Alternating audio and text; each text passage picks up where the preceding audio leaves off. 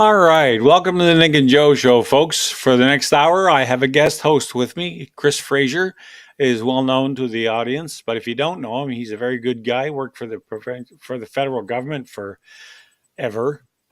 He just retired. And Chris, when you told me, you just about knocked me out of my chair when I asked you at one point how old you are, and you said 60. You don't look 60. You I look know. 30.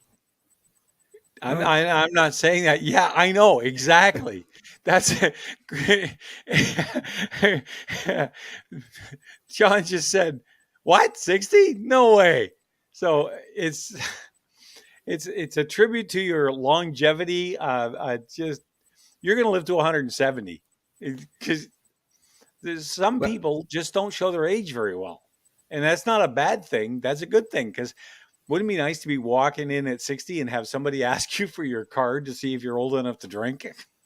I, Anyway, so you are, before I get into our main topic, I just want to let the audience know Chris Fraser is running for municipal office in the riding of Ennis Orleans. Innis Orleans. That's a tough riding. That's been liberal Yes, it for a is. long time. However, I think that there's a lot of anger, and the more people find out about the Green Act in Ottawa, the more anger there's going to be. About so your chances are better now than conservatives' chances. Let's put it this way: uh, are better now than they've ever been in Orleans. Orleans is home to a lot of government workers, and just for some reason, in that particular part of the nation's capital, it's a liberal hotbed. But liberal hotbeds have a way of being turned over when anger gets to the point, like in mild riding in Renfrew, Nipissing, Pembroke. That was a liberal haunt for years until along came Hecluche and he stuck his foot in his mouth. And the next thing you know, Cheryl Gallant has had it for the last 22 years or 23 years. That's right. She's been there, I won't say forever, but she's been there a long time. And obviously the constituents like her because they keep reelecting her. So I really hope that things go well for you in that particular thing. And we'll talk more about that a little further down the track. But right now, I want to get to the story that's in the news, been in the news, and that's this over the top attack on Christy Freeland, the deputy prime minister. She was in Alberta. She's an Albertan by birth, I guess. And some angry white guy walked up as she got onto an elevator and yelled at her and used some pretty nasty language. I won't deny that. But he never threatened her. He didn't, cock his fist and run up and try and hit her. She was getting on an elevator and he walked up and said, "What are you doing here?" and called her all kinds of names and things like that. And, now the RCMP are looking into it. From my perspective, she's either got a mighty thin skin or simply isn't interested in anybody who's angry with the performance of the government that she represents. And since she, at that moment, was the face of the government, he took his anger out on her. And and there's more to it. There's more nuance than that, but that's in a nutshell the way I look at it. I remember there was a lot of times in the last, well, going back all the way back to an agriculture minister. I don't remember what government he was with, probably a liberal one. Um, but his name was not Eugene Melnick. Eugene No, Whalen, I think you're talking thank you, about. Eugene Whalen, different Eugene. And he was giving a Yes, speech, and somebody got above him where he was giving the speech and poured milk on his head.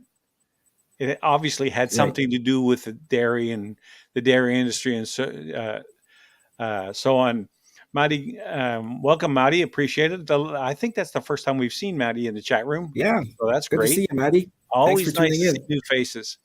But Eugene had to stand there and take it. Now he had on a great big 10-gallon hat, okay, a Stetson.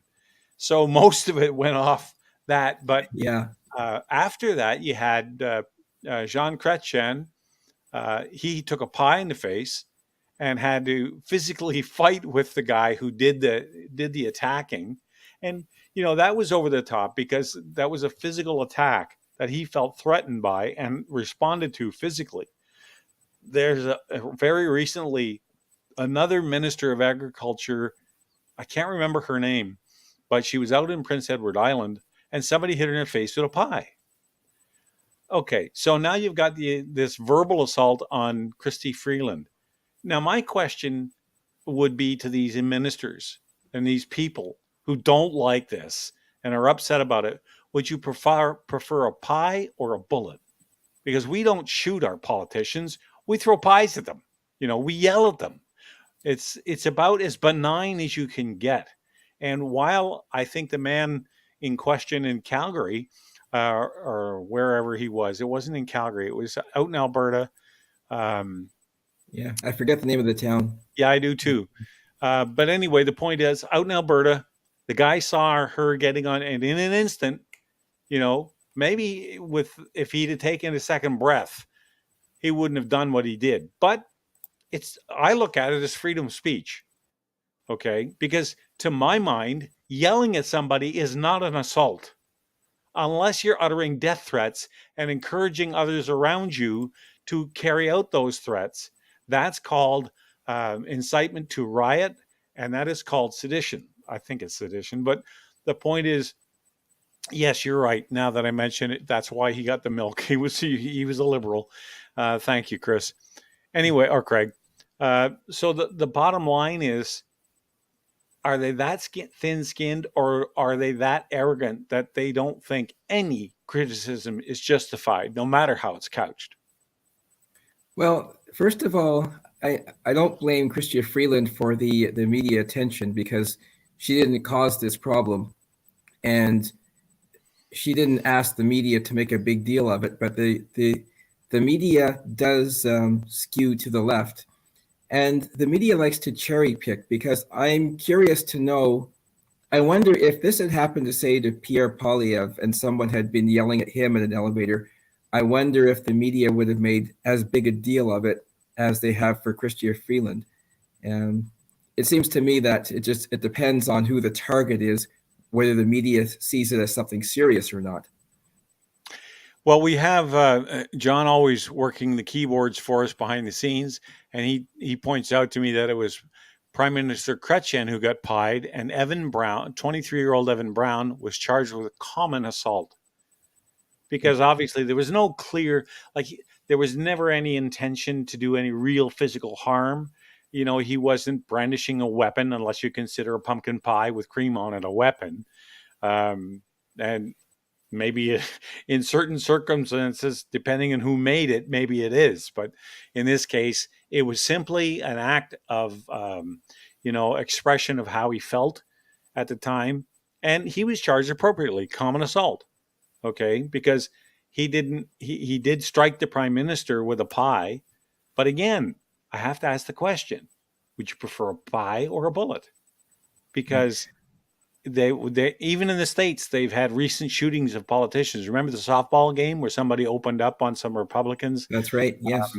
Practicing for the White House or the Congress yearly annual softball game. Yeah. Softball game. And I don't know if they killed anybody. I don't think anybody died. Somebody was injured, but nobody died. And then there was a death overseas in Britain. Was it last year? A British member of Parliament was, I think, stabbed to death or shot. I think they were stabbed to death. I think it was a woman too. Even more recently than that, the Prime Minister of Japan was former killed. Prime Minister. Former Prime Minister. Prime Minister, but he, for all intents and purposes, he's a public person. Right. And he was out trying to. He was involved in political activity, and somebody killed him. With, I think it was a sword or a knife or something like that. Or no, it was a homemade firearm. That's what it was. Is that right? And, it goes to show you how much good gun laws are. Japan has the lowest. Yeah, that's the picture. Thank you, John. That is Chrétien getting in the face with a pie.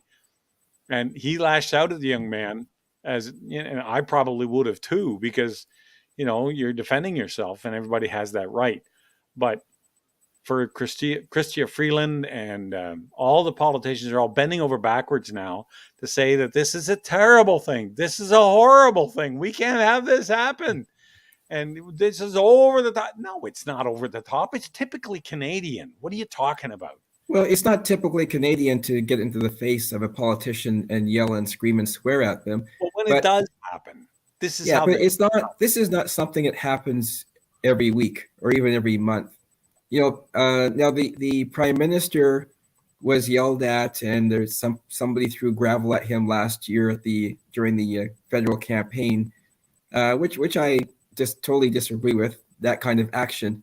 But it is not the kind of thing that happens, once a week or once a month. If it was happening that often, then he would say, yeah, we've got to do something and make sure that these people are protected. She's the deputy prime minister, so she should have security around her most of the time when she's out in public. So I don't want to see an increase. I don't want to see an increase in this kind of behavior, because I don't think it helps public discourse. I think people should, behave themselves. If you're at a public meeting, maybe you're at a debate and you want to you get carried away and you want to yell at the candidate. That's one thing, but I don't believe in getting in the face of a candidate like that or a politician. But it's not something that happens every day, and they're taking this one guy, this one incident, making it seem as if this is something that's commonplace, and it's not. It was a very unusual thing. Thank goodness it's unusual. But yeah, I think the press is making way too much out of this story. Well, look, first of all, if this had been um, anybody else but this big hulking white guy, then if they had brought it up at all, I mean, this stuff. When you become a public figure, you are exposed to people's wrath, because no matter what you do, you're not going to make everybody happy, and it just comes with the territory. But the question has to be asked, because Chrystia Freeland is not just your average politician. She's, as you point out, the deputy prime minister. So what is it about what the government that she represents? What is it they're doing to make this man so angry that he would, slip his collar, so to speak, just for an instant? And again, he was no real threat. And I don't, why she doesn't have personal security? Maybe she did. Maybe the personal security didn't think he was, because it was a very short incident. It only lasted a few seconds. And so by the time they would have reacted, it's all over. And he realized, oh, well, just some hothead blowing off steam, which is probably what it was. Right. Somebody was mad, saw the opportunity, let her know how he felt, and then turned and walked off. So it wasn't, you're right in the sense that it's not common, but when it does happen, and we've listed a number of events, and there's more than that, but it's not uncommon either. It's just something that when it does happen, it's a typically Canadian response. We don't get violent, we don't Right. Carry it to the extreme. The last time a politician was assassinated that I know of was in the Quebec crisis with there was a MP from Quebec locked in the trunk. They found him dead later with the FLQ. And before that, the only one. Yeah, that's right. Pierre Laporte. That's right. And during the FLQ crisis in the 70s, before that, it was Darcy McGee in Ottawa in the late 1800s, and they still have the pistol used to shoot him in one of the museums in Ottawa. I don't know if it's a war museum or the Museum of History. One of the two has the pistol, and that was it. I didn't know that. Yeah, there's he right there in the Byward Market. He was assassinated. I forget the details why, but that is very, very rare. I can't even remember an attempt on a prime minister's life. I remember a few years ago, former Prime Minister Joe Clark was punched in the face somewhere. Yes, I was going to mention that too. Remember that? Yep. Yeah. They knocked his glasses off. Yeah. So that's pretty serious. I mean, when someone actually punches somebody, that's assault. Like, well, and that I don't recall the media making that big a fuss over that at the time. No, he's a conservative. Why would they? I mean, he might not have been the best conservative, but he was conservative, and he was just walking down the street. He wasn't even prime minister anymore. Some guy came up behind him and cold cocked him and knocked his glasses off. Right. Well, anyway. One of the things that disturbs me when I heard about the story is like, what bothers me is months ago, a Rebel News reporter named David Menzies was manhandled by the RCMP. So isn't it interesting that we're talking about the RCMP, like why wasn't there more protection for Chrystia Freeland? On the flip side, why was the RCMP roughing up David Menzies when he was just on the street waiting to talk to the prime minister when the prime minister was coming out of a meeting? So he hasn't even had a chance to get in the face of the prime minister. Not that he was intending to get into his face, but here's a reporter doing what he's supposed to do, which is wait for the personality to come out. And he was roughed up by the police, pushed into a brick wall, face first. Why is the media not talking about that? Didn't they put him in cuffs and put him in a car? I don't know if they put him in cuffs at that time. He's been put in cuffs before. This is like the second or third time I've seen David Menzies arrested or manhandled, but this one was just out of this world. I mean, he's on the street. He's just sitting there with his microphone and the camera guy, and they asked him like what he was doing there or whatever, and he says, "I'm just waiting for the prime minister to come out." They know he was a reporter. They can see the cameraman. They can see the microphone with Rebel News on it, and then they push him into the wall for no reason. Yeah, and no kerfuffle about that. You know, it's as much as I hate to say it, because I, in general, support our men in blue, our security forces like the police and so on. Don't even have to mention the military. I'm a huge supporter of our military. But the organization like the RCMP and the OPP and different, the Toronto Police Service, their reputation in the last 2 or 3 years has taken a beating because of their behavior. Going back to the truckers' protest where that horse trampled that woman, ridden by a member of the Toronto Mounted Division. They have OPP officers that were there. The RCMP are acting more like a hit squad for the prime minister. They just go out and take out they're like linebacker, or not linebackers, but down linemen blocking for the quarterback and taking out anybody who's trying to get to him. And I think this is a terrible situation in this country where we pride ourselves. It wasn't all that long ago that you could run into members of Parliament walking up Parliament Hill and you could stop them and talk to them on the street. Those days are gone. I've seen them on the street several times in downtown Ottawa. I'll be walking downtown and I'll see a minister. And actually, I did see a Liberal minister a couple of years ago. Was walking down the street. I forget his name. It's the guy with the really kind of grayish, black, peppery hair. He's got really great hair, greater hair than the prime minister actually. And I saw him and I said, "Hello, how are you?" and just had a quick chat. But that wasn't. I want to say Gilbo. No, it's Pablo. Pablo, I forget his last name. Well, it's not Picasso. No. Anyway. But Nick, it's interesting. A couple of nights ago, it was either last night or the night before, I was watching CBC News, and they did a small piece on journalists, and it was kind of like tagged on to the Chrystia Freeland story.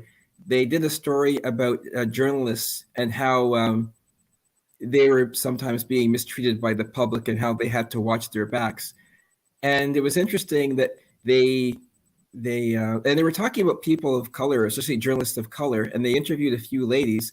And the one person they never mentioned, I knew they weren't going to mention her, was a lady named Drea Humphreys. So Drea Humphreys is also a reporter out in Vancouver for Rebel News. Rebel News just posted a story about 3 nights ago where Drea was attending a rally, I think it was an anti-fracking rally in Vancouver. Just for being there, the protesters were hassling her and getting right in her face and telling her to get lost. And there was a guy continually swearing at her right in her face, telling her to go away. So it was worse than the Chrystia Freeland situation. I mean, they were right there. This went on for about 3 or 4 minutes, right in Drea's face, intimidating her. I thought that they were physically going to hurt her. If you watch the video, you're holding your breath, thinking, "Oh my goodness, are they going to actually assault her?" Yeah. No problem. The media had nothing to say about that. Well, so far it seems like the only people they have a problem with is people who go after government.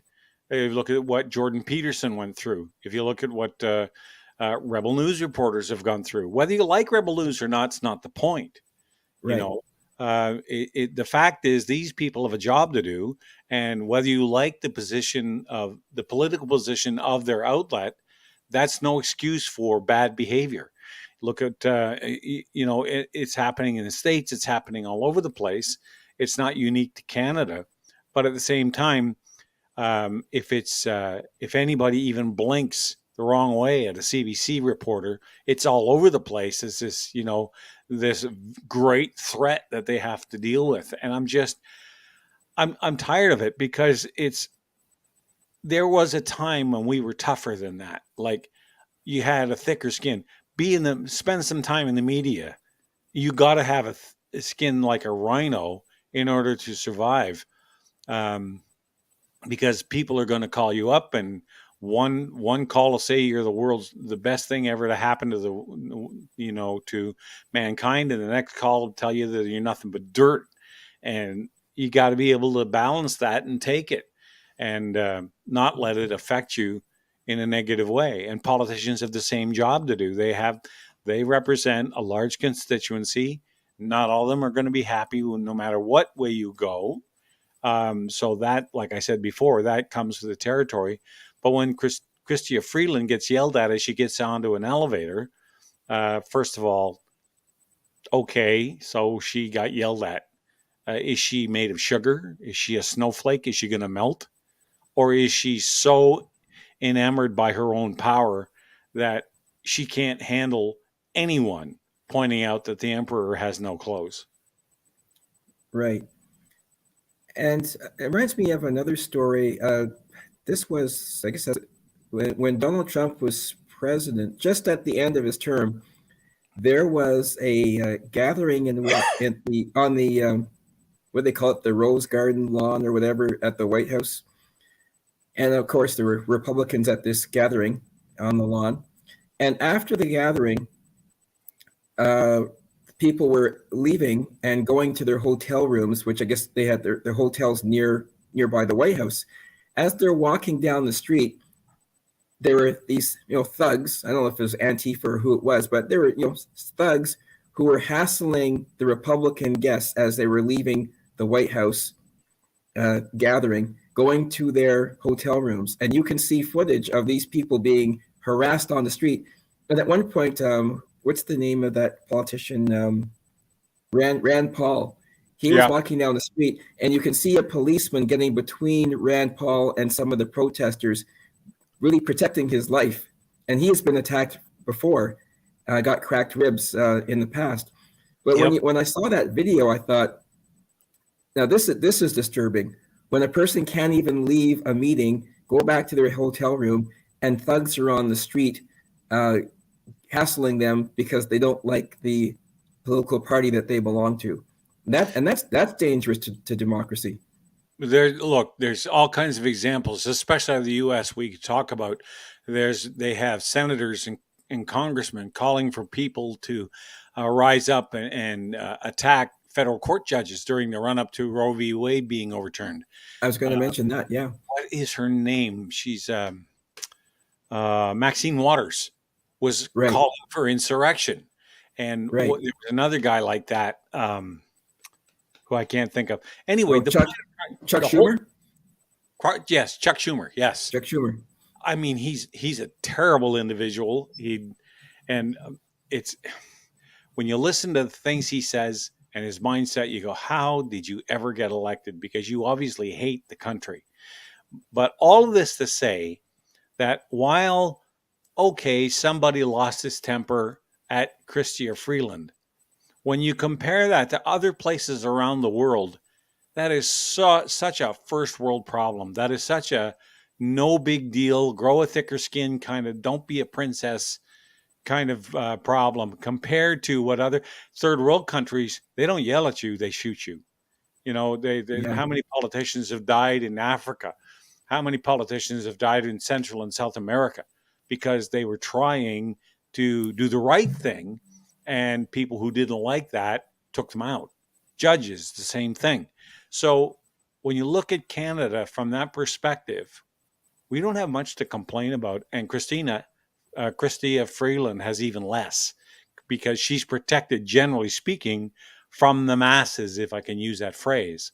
Because Right. how often does she encounter the average voter, in the run Right. of a week? Obviously, Yeah. once. And talking about the United States and the judges, I found it very disturbing when, remember, there was an individual who went to a judge's house in the United States, and I should know the name of it. The name of the judge, the Supreme Court Judge judge, the Kavanaugh, one, Kavanaugh, yeah. And he was arrested because he was threatening the life of Kavanaugh. right? And but even after that, there was another judge who they were protesting out of his house, and there is a law in the U.S., and I'm assuming there should be a law in every Western country saying you cannot protest outside the house of a judge trying to intimidate them, because talk about a threat to your democracy. If we have judges who feel like, oh, I'm going to have to make a decision not based on what I think is right, but what the mob is going to do to me if I make the wrong decision, you can't have that. Well, it's But not once again, democracy then. the press, the liberal press in the United States had nothing much to say about that incident, but and that's dangerous. Like when we get to that point where people are not only threatening judges, but they're getting away with it, and the whole group of them, when you have 20 or 30 people outside the judge's house, they should all be arrested. No tolerance for that at all. Well, there's a difference between just walking by and standing there with megaphones and throwing epithets and threats of physical violence against a Supreme Court judge. There's two completely different things. I want to say hello to Anne, by the way. She said good evening, and so good evening, Anne. Nice to have you in the chat room. But with the situation with politicians in general, there's a certain amount of that comes with the territory, and there's a line, in other words, and it's not always equally applied, as we've demonstrated in the last few minutes that we've been talking. Some politicians are immune to that or expect to be immune to that. Others take it in stride, and some take Rob Ford as an example. I think the press drove him into his grave. They hounded him, and would not let up. They had reporters from the Toronto Star standing on cinder blocks taking pictures over his backyard fence into his personal private space with his family at his home. I mean, it was ridiculous. And yet nobody ever said, oh, that's over the top. Oh, we shouldn't allow this, because it was a conservative. It was somebody they didn't like. And that, to me, is the greatest tragedy in all of this of all, because it's not something that, okay, even if you believe that was what was over the top with Chrystia Freeland, what about everybody else? What about Rob Ford? What did he deserve? The kind of pounding he took from the press, whether you liked him or not. Look, I'm of the belief that when you're in your office and when you're working as a politician, fair game. People can come up to you, they can talk to you, reporters can ask you tough questions, and even write nasty opinion pieces about you if you want. But the moment you step through your front door, all bets are off. He's now become a private citizen again. He's with his family. Leave him and his alone. And they don't apply that rule. No, I agree with you there. My city councilor had a rock thrown through her window a couple of years ago, and once again, I don't know who would be stupid enough to do something like that, but it's shameful when people go that far. Yeah, it is. It is. It's when people can't control themselves to that point, then it's not the politician's problem. It's the person who threw the rocks problem. It's like, gun control. It's not the gun, it's the person using it. So whether it's a rock or whatever the missile is, in this case, whoever picked it up has got the problem. Now, I'm all for people expressing their anger towards politicians. That's how you let them, one of the ways you let them know that you don't agree with what they're doing.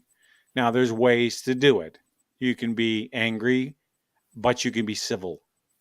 You can be, even if you slip into profanity, because let's face it, sometimes people, when they get angry, their normal filter that filters that stuff out breaks down. All right, so you can cut them some slack for that. But if you start threatening and acting on threats of physical violence, you've crossed the line. But that goes for the media too, and we don't always see that. Right. Okay. I see All we're right. 30 minutes in. So do you want to take a break right now? Look at that. He's keeping an eye on the clock better than I am. Holy smokes. I should use you as a host once in a while. Yeah, there you go. All right. With that said, we'll take a break here on the Nick and Joe Show with Chris Fraser as the guest host tonight. We'll be back with more right after this. Who says you can't turn the clock back? Experience the excitement of open-air flying and see Canada's national capital region like you've never seen it before from the open cockpit of a vintage 1930s biplane. Are you up for the adventure? Put on your helmet and goggles and strap yourself in. Book your flight today. Go to OttawaBiplaneAdventures.com. That's OttawaBiplaneAdventures.com. Ottawa Biplane Adventures. The adventure begins here. Oh my gosh, that was so exciting! I gotta do it again.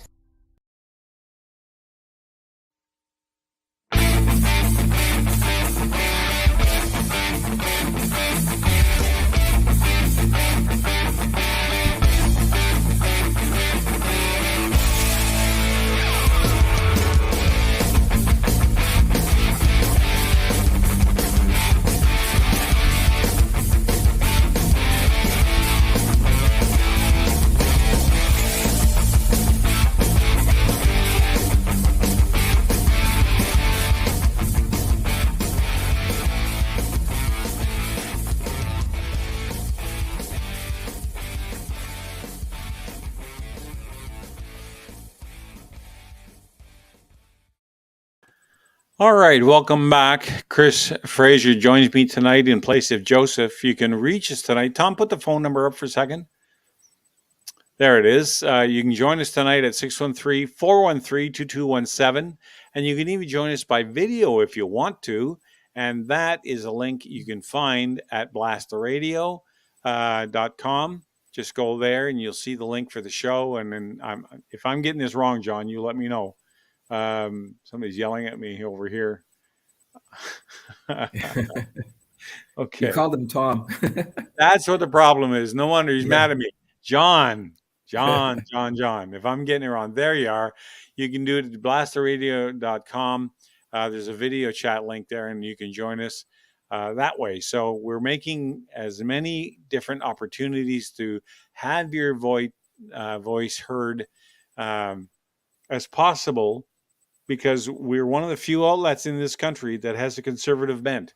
So we're doing everything we can to give people, and you don't have to be conservative, by the way. We will take Liberal and NDP listeners as well.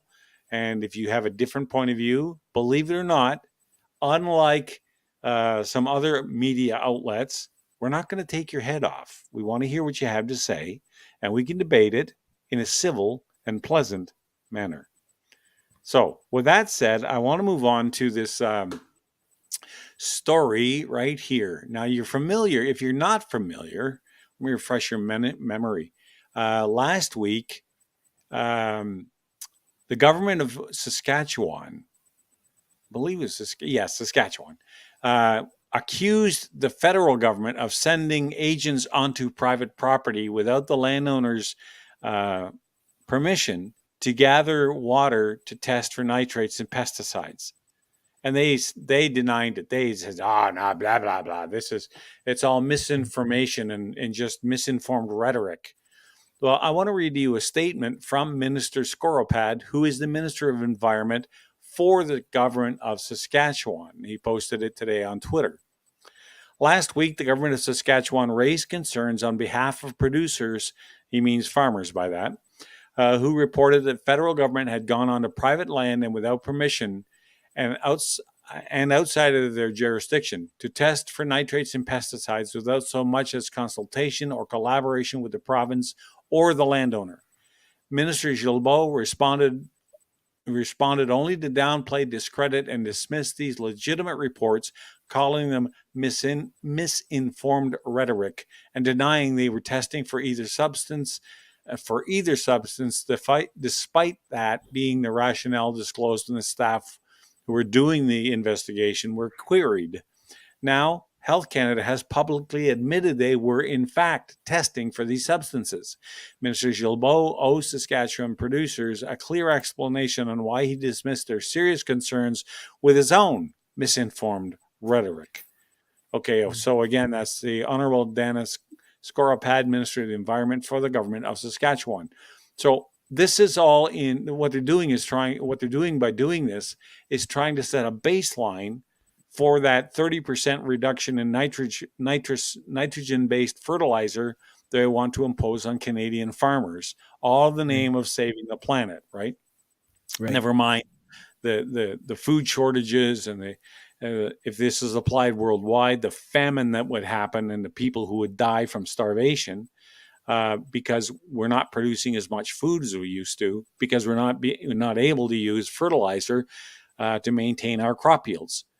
And it's just mind-blowing when I think about it that these guys are walking around as if they own the planet and everybody else is just renting it from them and they have the right to go anywhere they want to, anytime they want to. And it really, really bothers me. Were you aware of this, Chris? I was aware of it. I mean, I've heard stories in the last 2 or 3 weeks. Going back to the Sri Lanka issue, and I guess the Netherlands. Yes. Where we had the protests here in Ottawa standing up for the farmers in the Netherlands. Right. And so this isn't just happening in Canada, but when governments start to tell people how to farm their land, boy, this is becoming a scary world when government interferes that much. And we've been told that the last few months, haven't we been told, oh, come on, you people with your freedom, you want freedom for this and freedom for that. And we keep on saying, I don't know, this is not looking good when the government interferes in your life to this extent. And now when they're telling farmers how to farm their land, if that doesn't disturb you, nothing will. Well, they've tried this once before. As a matter of fact, they've tried it several times before. And the people in question were called kulaks. And it was in Ukraine. And it was under Joseph Stalin. And he rounded up all the people who knew how to. Now, he took it to an extreme that they're not talking about here, although the effect may be the same in the long run. But he rounded up the kulaks, which were farmers, landowners. Because they were landowners, they had to be exploiting somebody. So they rounded them all up and herded them off to labor camps where a lot of them died, and brought in typists, clerks, all kinds of different people just from, they just went into the crowd and picked people and put them on the land. These people not only didn't know how to farm, they didn't have any of the tools. All of that was confiscated by the government of the day. This is back in the 1930s, I believe, and it led to the Ukrainian famine. And if it wasn't for Canada and the United States shipping millions of tons of wheat, there would have been even millions more who died than the 6 million who starved to death in Ukraine because of this artificial famine. Ukraine is one of the most fertile places on earth. It's the breadbasket for a large chunk of the planet, Europe, for Russia, for all these different places. We shall see how that plays out here. And I'm not suggesting there's labor camps or anything in our future, but the point is, why would you even start to go down that road to tell, you take anybody in Ottawa in government, okay, and say, okay, I'm going to show this farmer who's been a farmer on the Saskatchewan prairies for generations, his family's been there, and tell you how to grow wheat.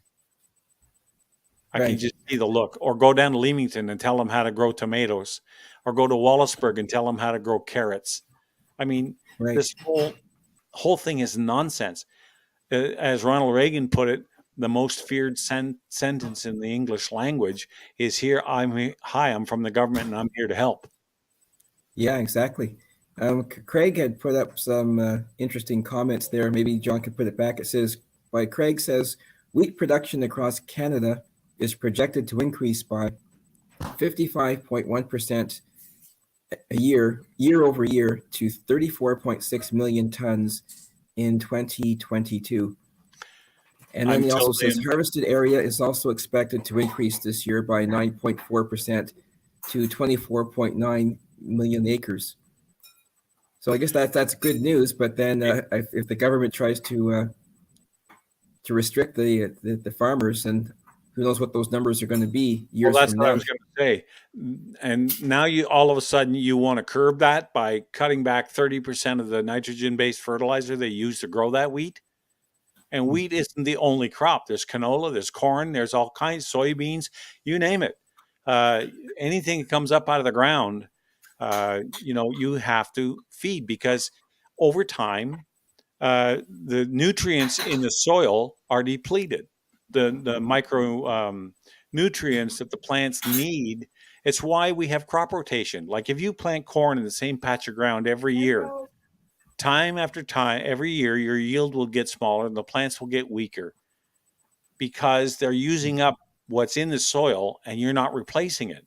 It's why farmers put fertilizer like pig manure and horse manure and cow manure on the land with a manure spreader and then plow it in. It's organic material. It's rich in nitrogen.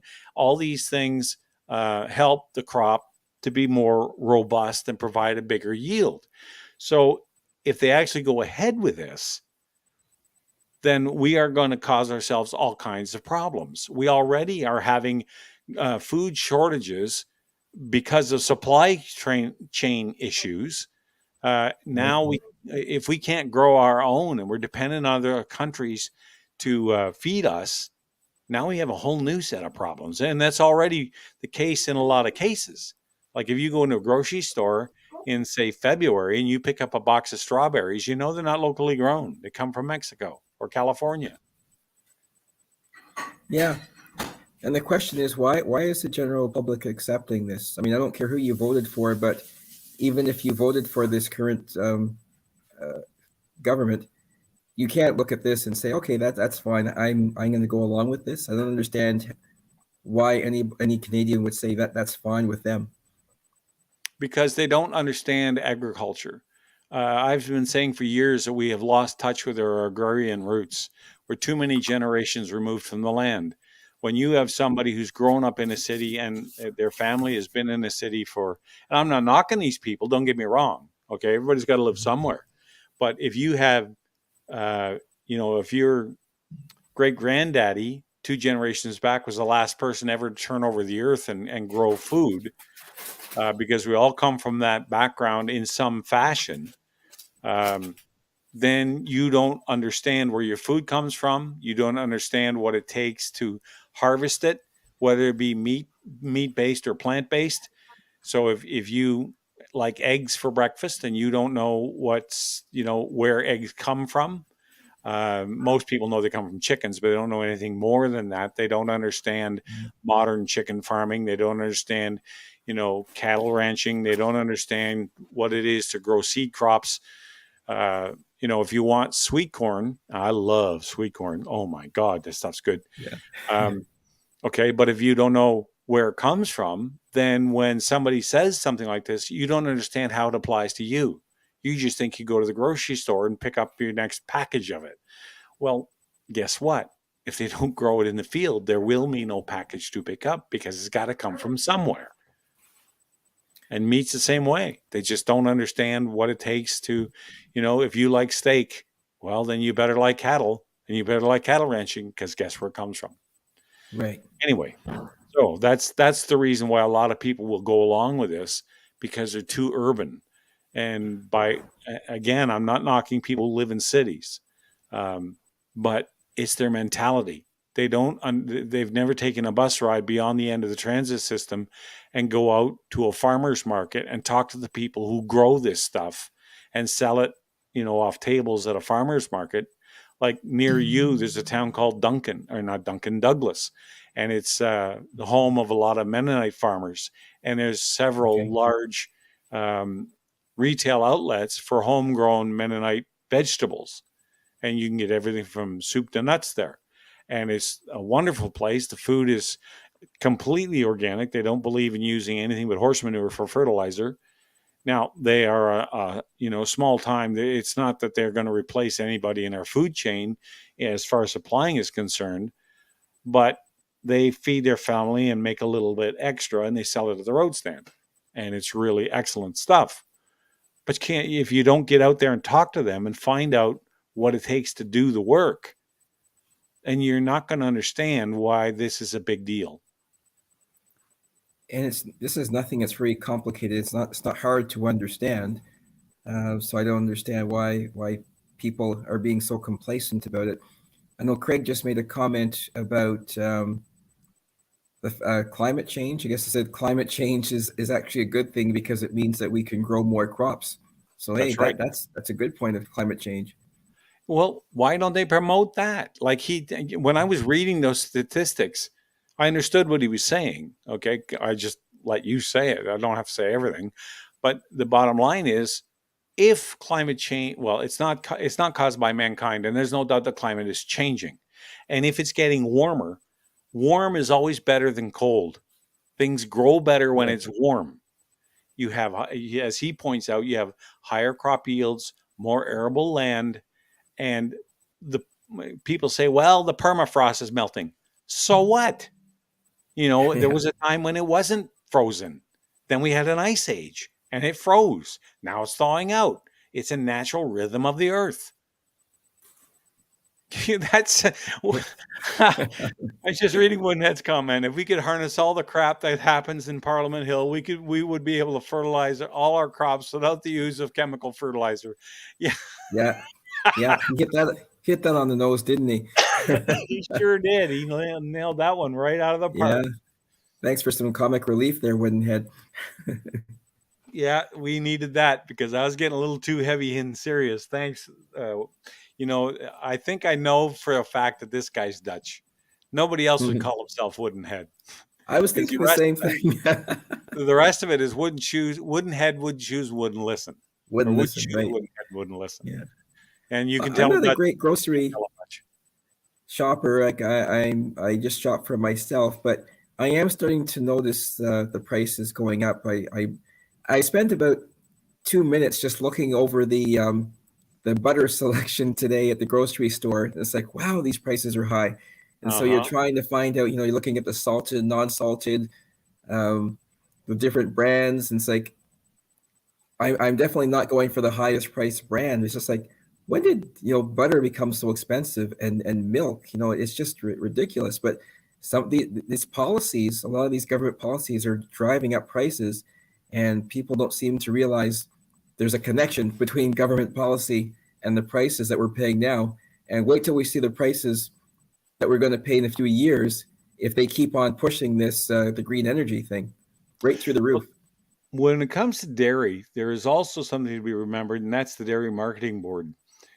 You have dairy quotas where if you want to, you can't sell raw milk at the road. It has to be, you just can't do that. It's against the law, which I think is absolutely insane. You have a dairy quota that sells for millions of dollars. And, I'm not knocking the farmer. They've been set up by the government in such a way that it's very profitable to stay in the dairy industry, but it's very difficult to get into unless it comes down to you generationally. You can't just buy 100 acres of pasture, put up a barn and a house, and go get 100 head of milking cattle with a bull, so that you can continue to roll over your milk stock as the animals get older and the production declines. So you have, it's almost impossible unless you're a multimillionaire to get into dairy these days because of the dairy quota. Same thing with eggs. You have the I'll call it chicken marketing board. I'm not sure exactly what the term is, but no individual without a license can own more than 100 chickens. And that's it. Beyond that. So if you want to go into chicken farming and sell eggs, then you can only do it on a very small scale. You can't do it like some of these chicken farms have tens of thousands of birds on them. And again, that's fine. I don't have a problem with that. But unless you have competition, there's no reason to bring the price down. Right. Yeah, Because that's right. what It's all drives. about competition. Absolutely. So Yeah. a lot of farmers are very resentful and are very guard their livelihoods under these marketing boards very passionately.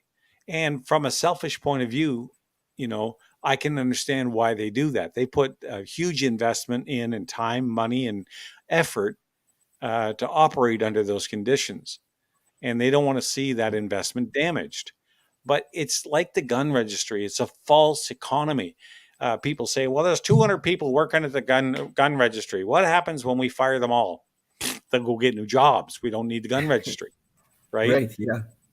But the fact Yes. is they're getting paid and they're contributing to the economy through their wages, even though we don't need what they do. So it's a really ticklish situation. Like, how do you do it? Can you buy out these quotas? And if so, what's the formula? Do you do it graduated thing, like the longer you've had it, the less you get? Or like, let's say you went out last year and you spent $1 million on a dairy quota. The government repay you $1 million to buy back that quota so that they can set it up so that anybody can be a dairy farmer. So there's a lot of strings here that you pull on in order to try to make this better. And it's why Stephen Harper with the Wheat Marketing Board really did everybody a big favor. And it's one of the things that's keeping the price of wheat and bread down, even though they're going up and all that stuff, especially with this new nitrogen law. Yeah, and the public really needs to be educated on what's happening when it comes to agriculture. I know, I guess we're about a week away from the crowning of the new head of the Conservative Party, so they're going to have a big challenge. I don't know if this is the whole subject of agriculture really made it to the top of the list of things that were talked about during the last few months of the Conservative leadership race, but it's a challenge. It's something that has to be brought to the forefront before the next election, because if we reach the next election and this isn't really resonating with Canadians, it's going to be a sad time for Canadians as we go into the last part of this decade. Well, there's three things in my estimation that a country should never surrender, and that is its own food security. In other words, its ability to feed itself outside of, like, I'm not against bringing in exotic fruits and vegetables we can't grow in Canada. Okay. Right. Oranges is an example. Okay. Bananas is another one. Coconuts. They all come from tropical regions. We don't have many tropical regions in Canada. No. We're not a tropical country. So bring those in. Sure. I don't have a problem with that. But wheat, bread, oats, soybeans, canola, all the grain crops that we grow here. Okay, so that's one area.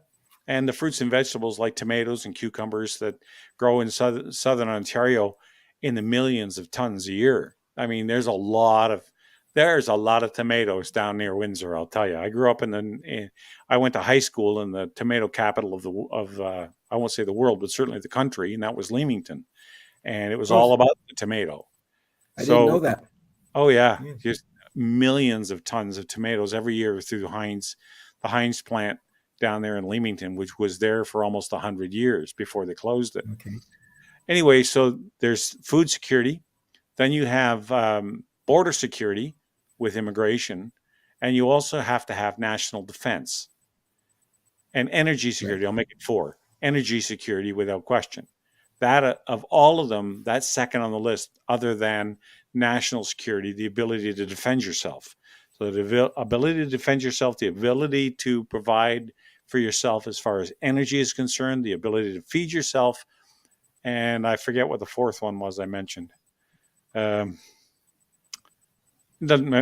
anyway, you get my point. Those things should never be surrendered. Never. And the fact we've done so willingly and so easily, we're beholden to China, we're beholden to Mexico, we're beholden to the United States in a lot of ways, in things that we could do ourselves right here at home. And if we did them at home and built our economies around them, you'd find them our farmers are just as productive as anybody else. And we wouldn't have any issues with that. We wouldn't have supply chain problems when it comes to food. Exactly. Yeah. Craig had an interesting comment too, if we put that one back up.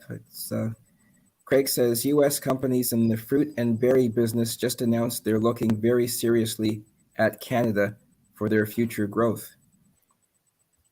Thanks for that, Craig. I really hope so.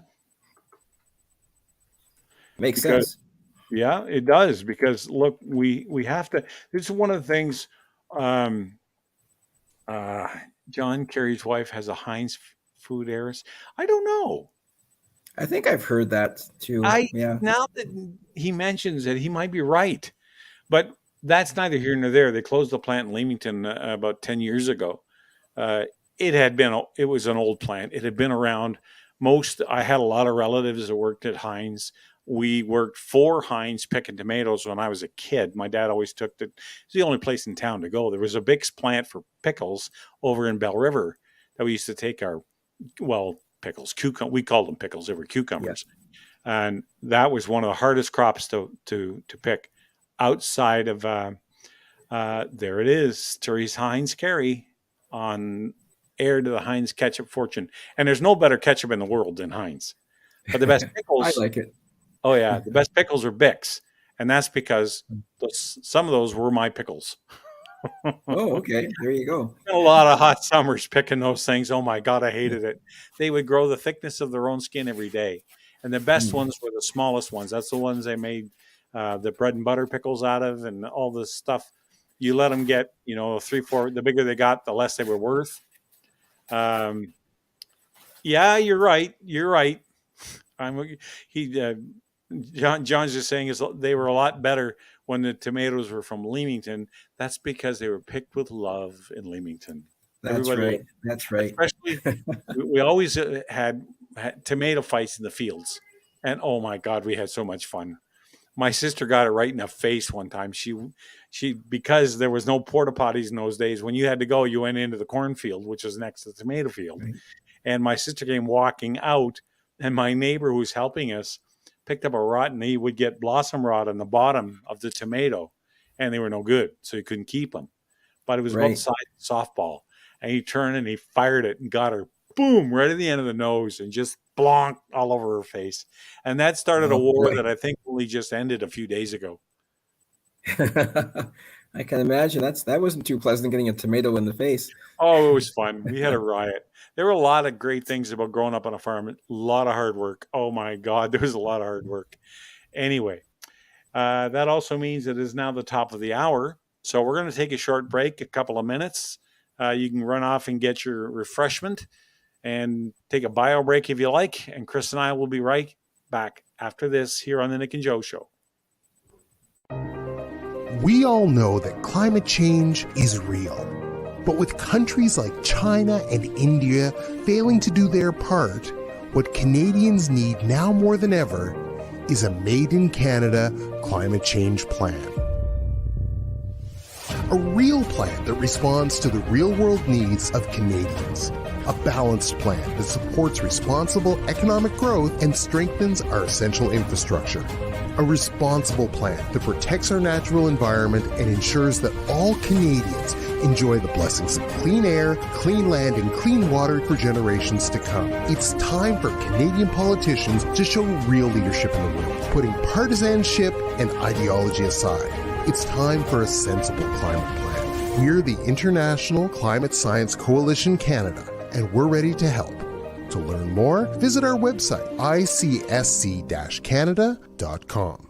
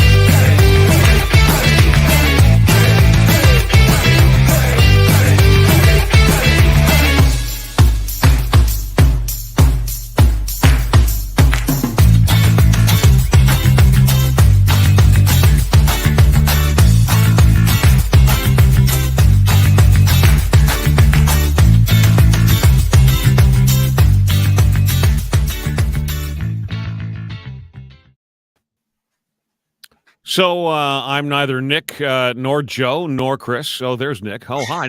Nice you to join us on your show, Nick. Yeah, I thought so. I was just getting a refreshment from the fridge. Could this and be any more casual, though, this broadcasting from home thing? I mean, you're walking around getting a beer. Chris is like, guys, I got to go. Yeah, that's right. That I meant to mention that was Chris was only going to be able to be with us for the Yeah. first hour. Yeah. So it's you and me, buddy, against the world. Well, now what? How do I well- top Chris? I'm still blown away, by the way. I met him at the last Red Blacks game, finally. Got to Oh, shake you his did, hand eh? and say hello. Yeah, and that's when he told me that he was running for council. And to find out that he's 60? Yeah. No way in hell is he 60. I'm telling you, I had the same reaction. He looks like he's 30. I know. What's the secret, Chris? I don't know. I'll have to ask him that. It must be what was it? Ivory soap. What was or Oil Palmolive. of Olay. Oil? That's it. Oil of Olay. Yes. Yeah, yes. I'm sure that he'll admit to that. Yeah. Sure. No, there's still plenty of things to talk about. All right. And I don't want to.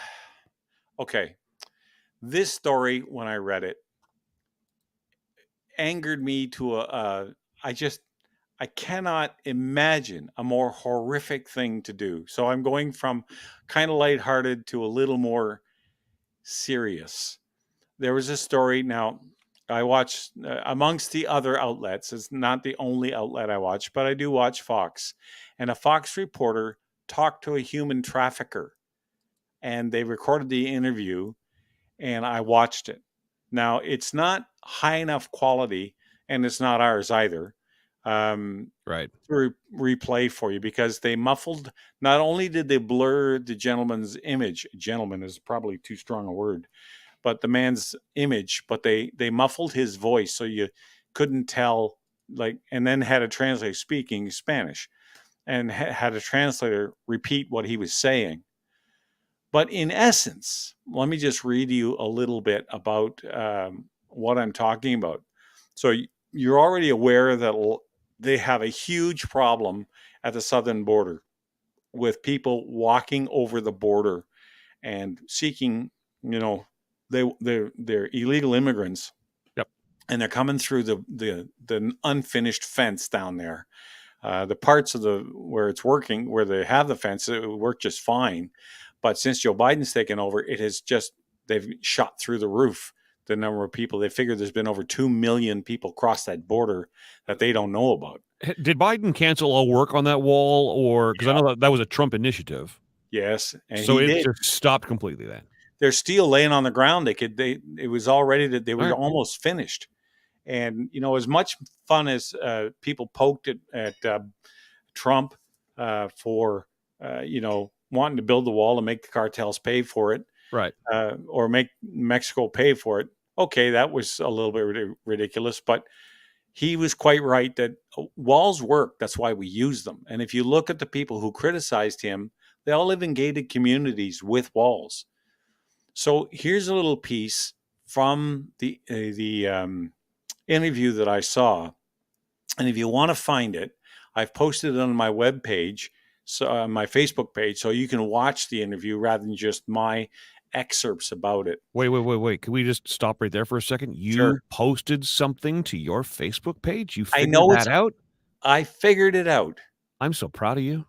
I know. Okay. know. I digress. Yeah, yeah, but I'm what's the word?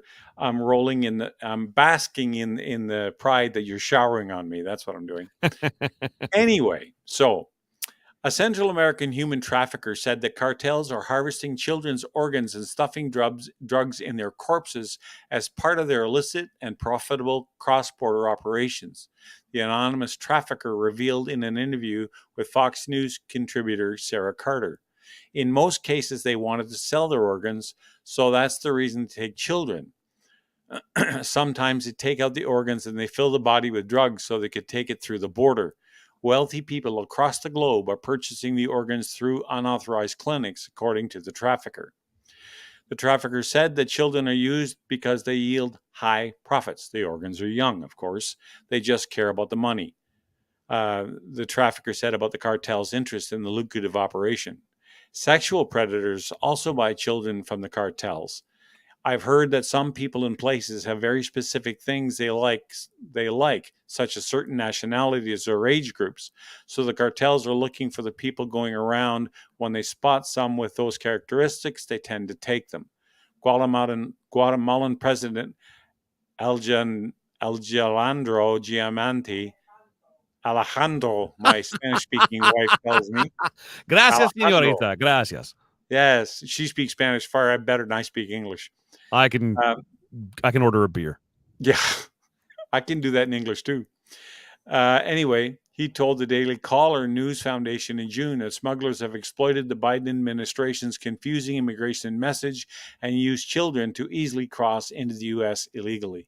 So this is, look, when I read this, the idea that you would kill a child to harvest its organs and then stuff the corpse with drugs to smuggle them over the border is so horrific and so diabolical to me. I almost am beyond words. This is something, because I had this debate on Facebook, somebody saying, oh, well, it happened under Trump and it happened under Bush. And I don't care who it happened under. I really don't care. This would be, in my mind, a legitimate use for the U.S. military. You tell Mexico, put a stop to this, take those cartels out, or we will. And give them a timeline. And if in 90 days it's still happening, you send in the bulk of the U.S. Army and you clean that place out. Because I don't care what drug cartel you are. You can't stand up to the U.S. military. And if you want to throw the Canadian contingent into that, because that affects us too, fentanyl coming over the borders, killing Canadians as well. This is a clear and present danger to national security. And that's what militaries are for, is to put an end to these kinds of threats. And if Mexico won't deal with it, you say, then stand back, don't get involved, we'll clean them out. And you go down there and you confront the cartels and you say, either lay down your weapons, surrender yourselves, or we're going to take you out. And I don't care if it takes us 10 years. Because you can't stand up to that. And I'm that angry about it. And maybe it's irrational. Maybe there's a lot of good reasons why that shouldn't work. But what else do you do? Because everything else, Biden, as I'm trying to keep it, like not vent.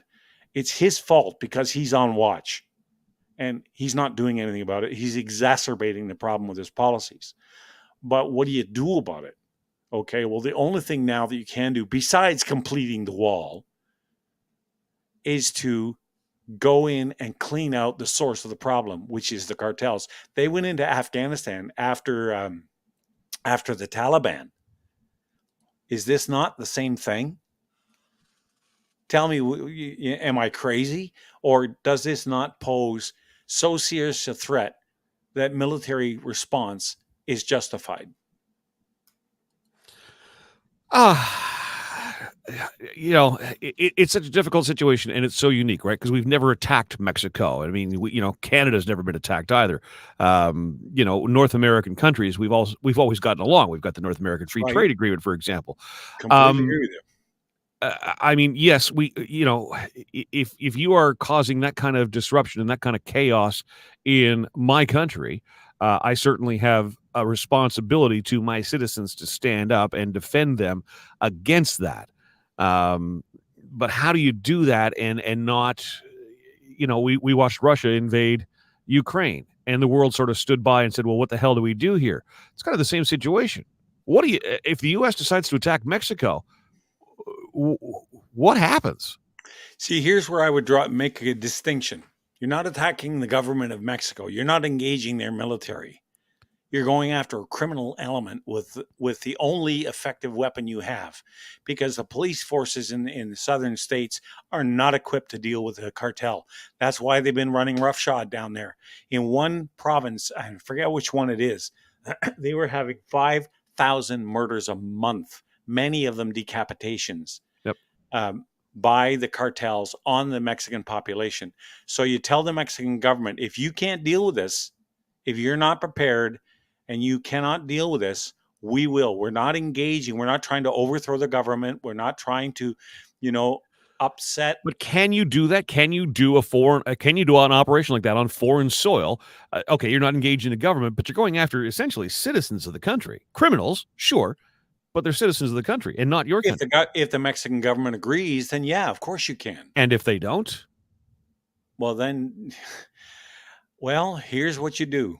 You tell them, look, this is so serious a problem that if you don't agree to this, there will be serious consequences, and let that sword hang over their head for them to figure out what those consequences are.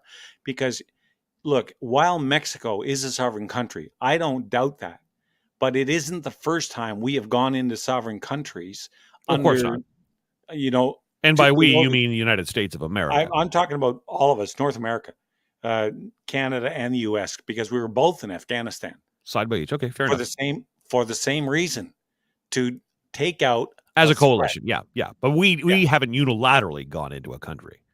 No, not as Canadians. Okay, I just want to make that distinction. Yeah, no, Canada doesn't do that, but they would be justified to join the U.S. and even invite the Mexican military to join in, and play some kind of role.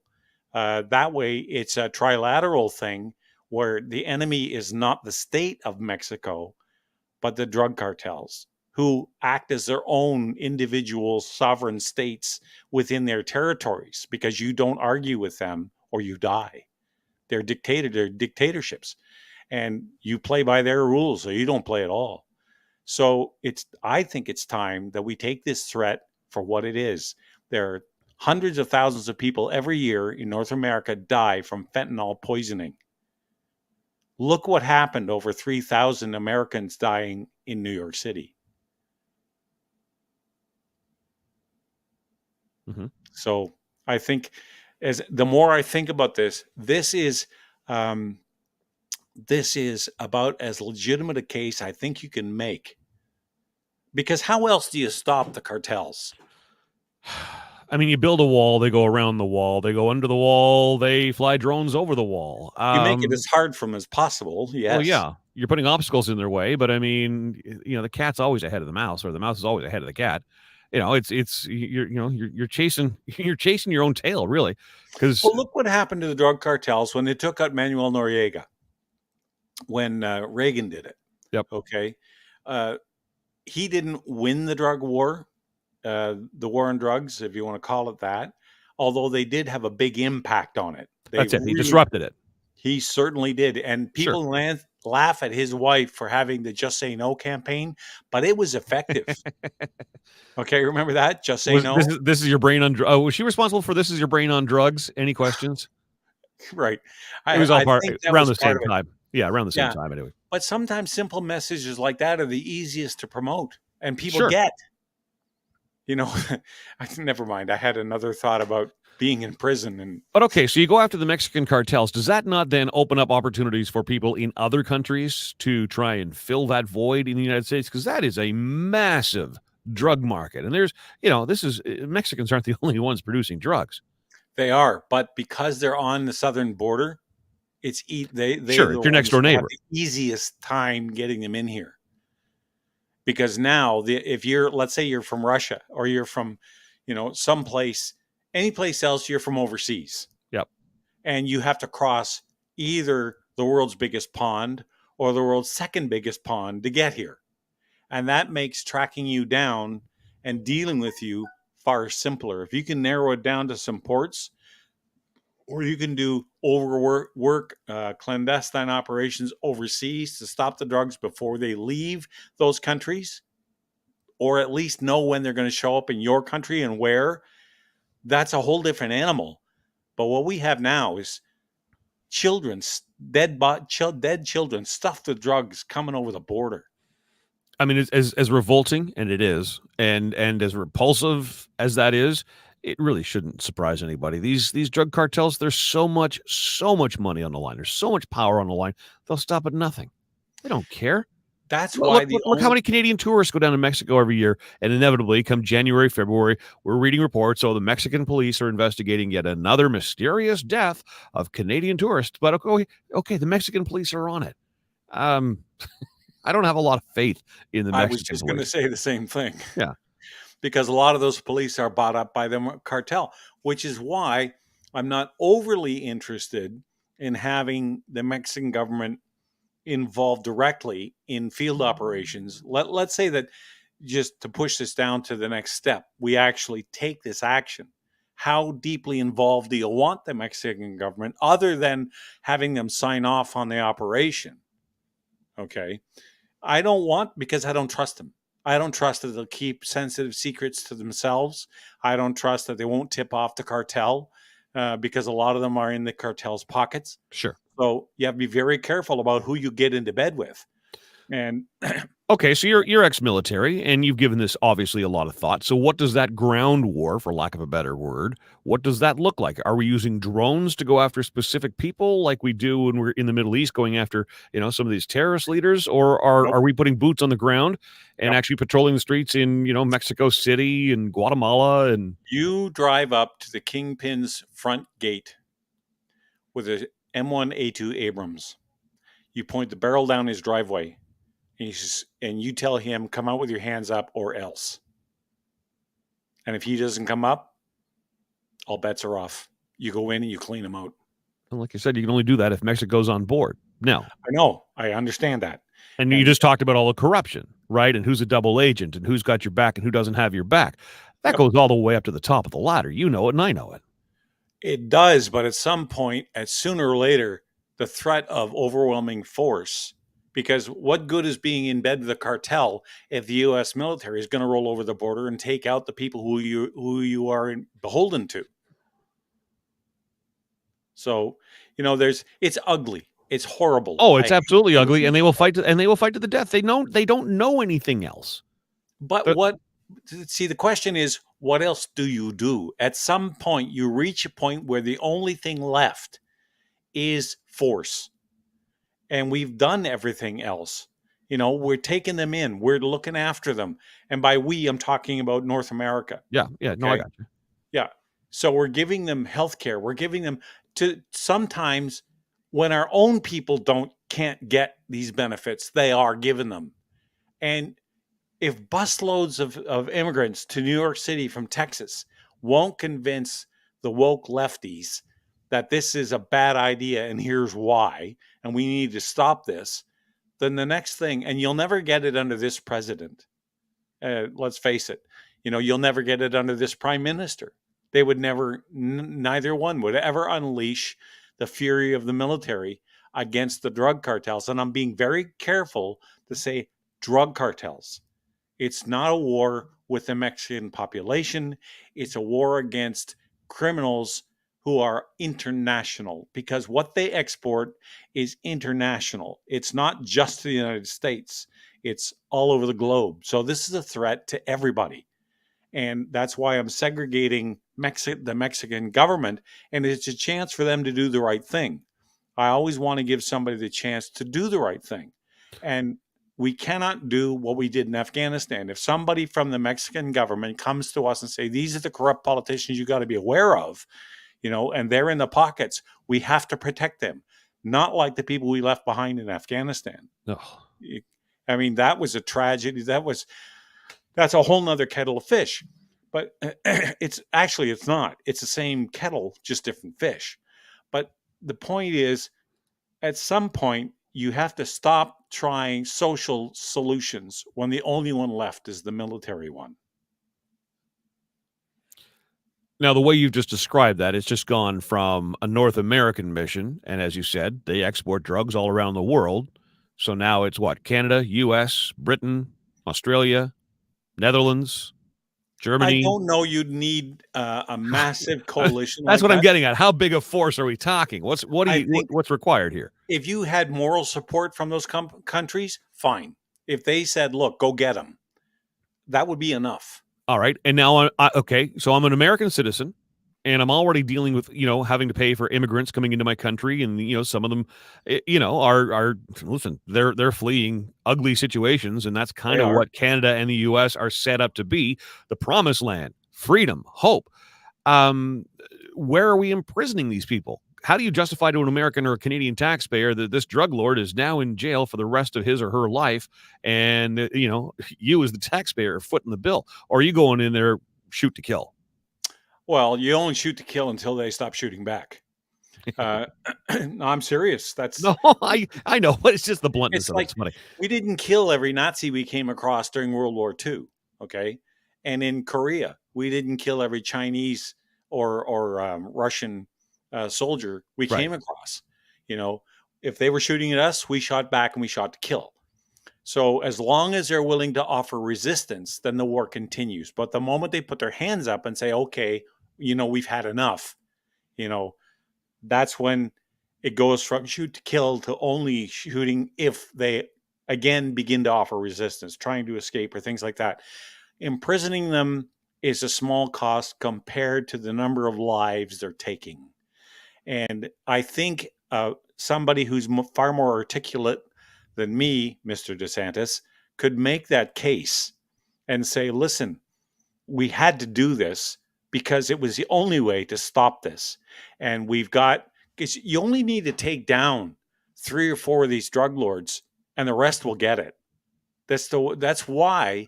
Will they, though? Or will they lay low for a while and then, 10, 15 years down the road, guess where we are? Right back to square one with this. Well, I guess you can only deal with what's in front of you today. Nobody has a crystal ball. But I'm pretty convinced human nature says that if I watch the guy doing my next door neighbor doing something and he ends up dead because of it, and the police are responsible in a justified way, like, these criminals it's not that we got to stop with the Hollywood idea of what a drug cartel lord is. It's my money. They may think that way, but when it comes down to it, their life is just as precious to them as our lives are to us. They don't. Well, that's why they're either. so well protected and so hard to get near, right? That's why you need the military to go in and do it, because your average police force is not equipped to do that. The CIA is not equipped to do that. You can do kind of pinpoint strikes with different kinds of weapons and things like that, and assault teams, but you're going after one guy. Here you're going after everybody.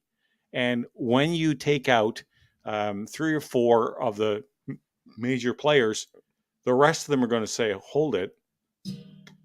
If I keep this up, I'm going to be next. Now, if that doesn't stop them completely, it will certainly slow them down. And if they continue, then guess what? We go after them next. I mean, Biden's not ever going to do anything like that. I know. And that's the tragedy, because that's what it's going to take to put an end to this. And I hate having this conversation. I do not want to see this. I mean, Nick, you follow. I mean, I do a goofy little radio show, and we don't even get into politics and stuff. That's on the air in Florida every day. So I'm casually aware of politics, and I'm certainly aware of the politics in Florida.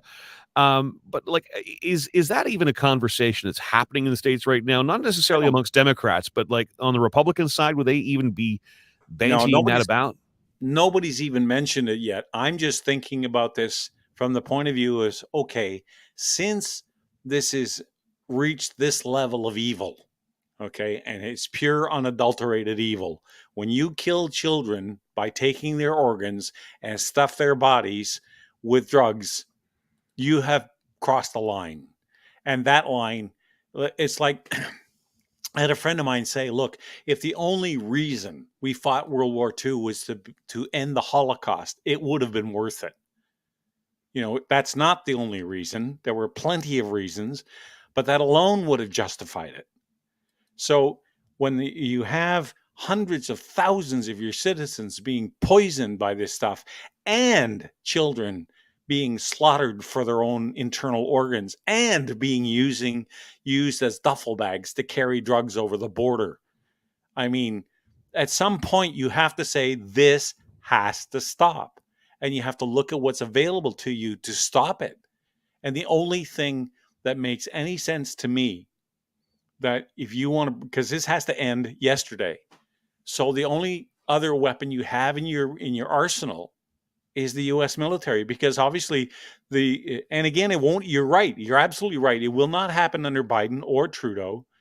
It has to be somebody with the internal fortitude to look Mexico square, and not just Mexico, but Guatemala and Ecuador and all these different countries. Trump had a policy. They stay where they're at, and we work with you to make sure you improve the conditions within your country, so they don't feel like they have to leave. You solve the problem before it ever happens. And it was working. But guess what ended? Well, if it was working, then why are we back to having this problem with so many trying to get back across the border? Because and into the United Biden States? not only ended it, he stopped the building the wall, and he said, come on over. But And things, people- but you just finished saying things are better, or things were getting better. Well, if We're things are getting getting better. better, and I have hope, you don't have the same leadership now. So no, but you're not following Trump, you're not following what I'm saying. If I'm in a bad situation, and Yes. and Trump, and I'm going to play along, Yep. so Trump has and his policies have started to turn things around for us, and we're in a situation where our life here is getting better. What's my motivation to leave that then? If I've got that hope, I don't have the same motivation to flee and risk my life crossing a border into a foreign country illegally that I did before.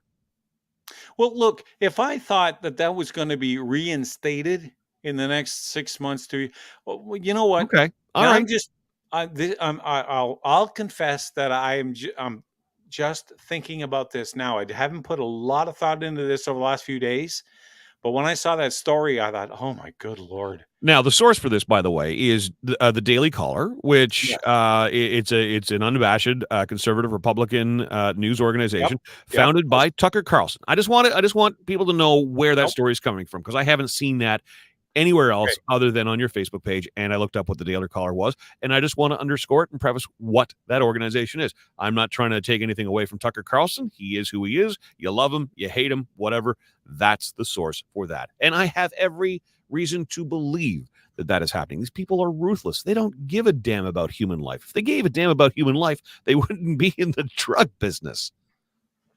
You're absolutely right. And whether you like Fox or not, or you like Tucker Carlson or not, the interview, when you watch it, if you haven't, I don't know if you've had the chance to watch it.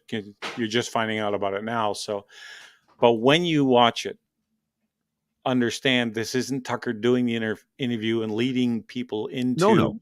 Yeah, I'm just telling the listeners that it's not Tucker leading a conversation to an obvious conclusion, which many journalists are guilty of. Right. Okay. And I wasn't trying to insinuate that either. No, I just I want people to understand be that. aware what the source of this story This is was that done you by a posted. reporter called Sarah Carter. Right. And she was the one who sat down with this guy and asked him questions, and he answered them. And, she wasn't trying to lead him down a particular path. Sure. She was just trying to find out what was going on. And he told her in no uncertain terms, and it's bone chilling. All right, listen, So- we're coming up to the bottom of the hour. Let's get a couple of listener comments in. By the way, we invite your phone calls. Nick doesn't push the phone Yes, number nearly. I know I'm terrible for that.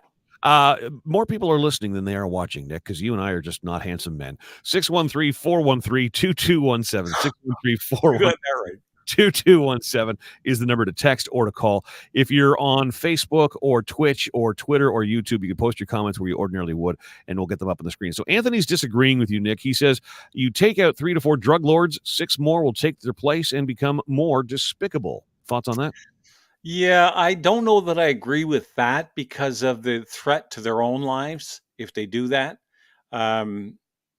If that were like, let's take one of the biggest monsters in history, Adolf Hitler.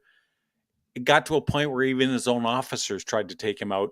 They tried to assassinate him 27 times while he was Lord and Master of Europe. So it doesn't necessarily follow when the consequences are clear. This is why when you have law and order, crime goes down. Because let's say in the state of Plano, in Plano, Texas, everybody carries a firearm.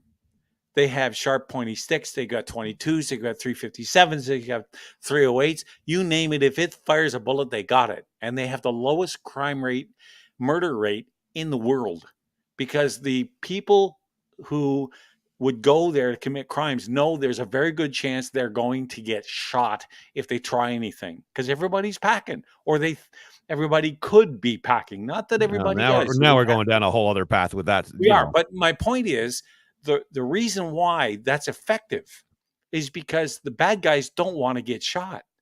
It's the same thing. But that's here. the whole argument that they have, that the gun lobby has too, right? Well, he's got a gun. I need to have a gun. And it's in my Constitution that I can have a gun and I have the right to defend my property, blah, blah, blah, blah, blah. Well, he's got a bigger gun. Well, now I need to have a gun at least as big as his, not bigger. Well, and it just never stops. Could the counter argument not be made then that if nobody had guns? You want to talk about unrealistic? You just said it. Why do you think I paused? I'm like, yes, that's right. All right, here, there's his opportunity to just. That's right. And that the other thing to know about the Second Amendment is it wasn't written for personal protection from criminals. It was written for personal protection from the state. That's what the Second Amendment's all about. Is that this is why when in the days of muskets, everybody had a musket, and the government was afraid of the population because they've got a hand that could easily be violently overthrown. That's why they included the Second Amendment. It's not about the right to go hunting. It's not about the right to defend yourself against people breaking in through windows at 3:00 in the morning. That's become what it is, but it's because the government, as the logic is that as the government grows in sophistication and technology, people have to have the ability to counter that, to keep that balance. So the population is always in control, not the government. And now by regulating firearms and saying you can't have an AR-15, which is just a glorified 22 that looks mad, it is. As opposed to the happy, okay. All right. Yeah, I can't tell one from another. Look, I'm Canadian. We deal with stuff with pies here. Okay. Nick, time to take a break. We're a couple of minutes over. You want to throw a break here, and we'll calm ourselves down and be back with whatever you want to throw at me next. All right. And there's more. Who says you can't turn the clock back? Experience the excitement of open-air flying and see Canada's National Capital Region like you've never seen it before from the open cockpit of a vintage 1930s biplane. Are you up for the adventure? Put on your helmet and goggles and strap yourself in. Book your flight today. Go to OttawaBiplaneAdventures.com. That's OttawaBiplaneAdventures.com. Ottawa Biplane Adventures. The adventure begins here. Oh my gosh, that was so exciting! I gotta do it again.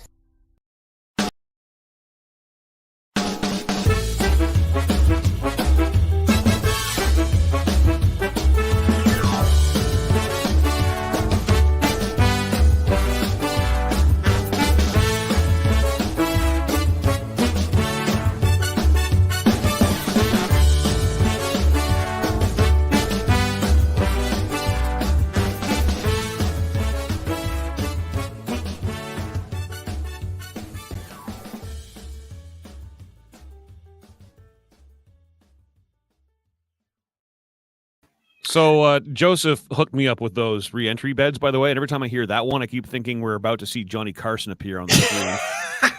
He had a great show. He did. He was a classic. The funniest thing. What was his great? He'd say the answer before the question. The great, not cognac. Anyway, you know what I'm talking about. Yeah, him and Ed McMahon. But I watched an old clip of him when he was first on the air, and he actually got into a go-kart and was driving it around the stage and ran into a pillar and knocked it over. He had the little helmet on and he's, kind of hunched up like this, and he's driving around on the stage in this go-kart and he knocked over a pillar. It was absolutely a hoot.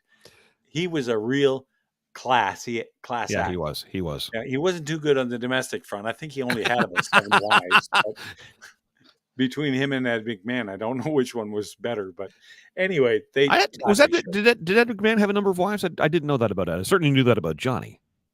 I'm not, now that I might have just said that off the top of my head. I don't know. Yeah, you know what? Why not? It's the Nick and Joe show. Let's just make stuff up.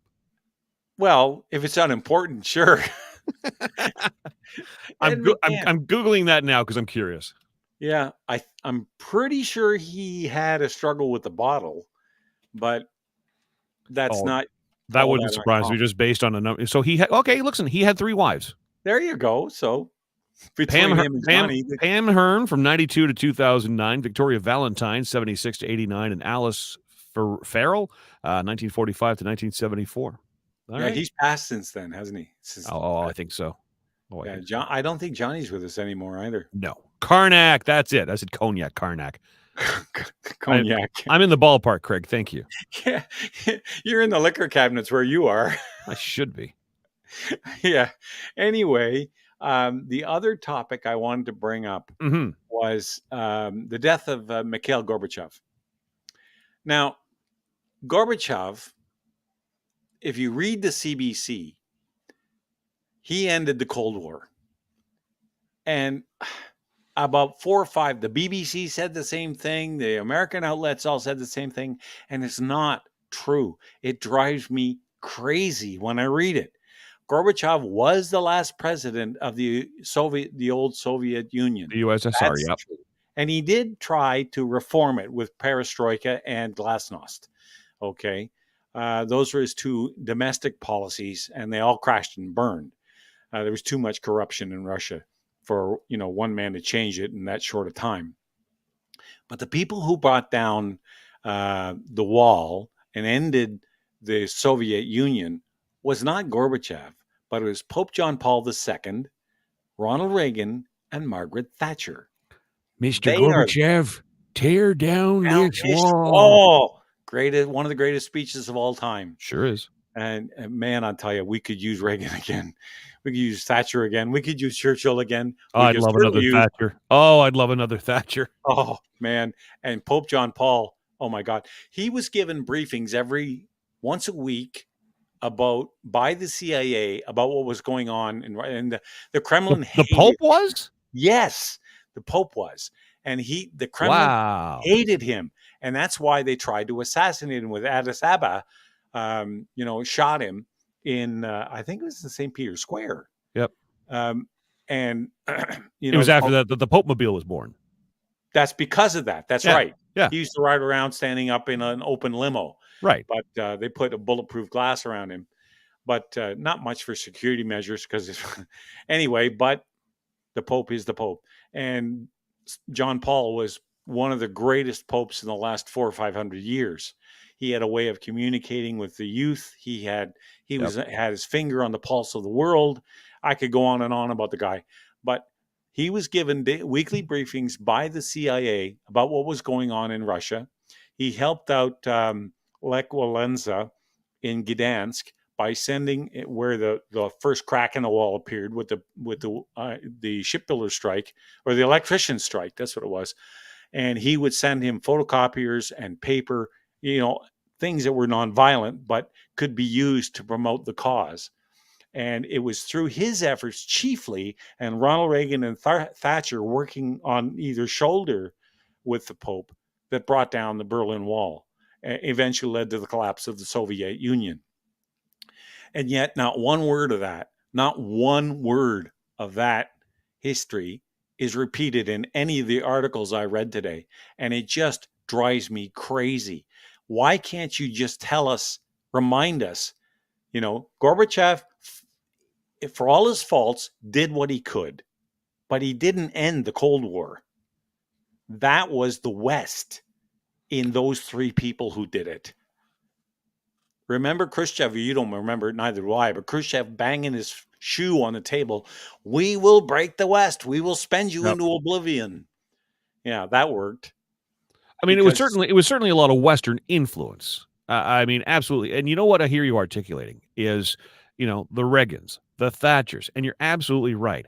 And what we had in the world then, and even Gorbachev to a point, we had true leadership. Real statesmen. People who would take one for the team, who would worry less about their political stature, about the next election, and just made a decision because it felt like the right decision, and they negotiated. Thatcher and Reagan. They talked a lot. Like you said, the Pope was in on that. That was leadership. We don't have that in the world today. We got a bunch of leaders. Some exceptions apply. we seem to have a lot of leaders who are just in it for themselves. I don't see, I mean, if we had leadership, we'd be dealing with Russia in a whole other way, wouldn't we? Yeah, we would. And I don't want to say that he was in the class of Reagan or Thatcher or Pope John Paul, but Stephen Harper, for a Canadian world leader, is probably the best example of a world statesman I can think of for Canadian, because under his leadership, he was the one who walked up to Putin. Oh, Earth to Nick. Right here. There you are. Still there? Yeah. So you dropped off right at the point where you were saying he was the one. Stephen Harper was the one who walked up to Putin after the invasion of Crimea and said, "I'll shake your hand, but you have to get out of Crimea." Now that's a typically Canadian response.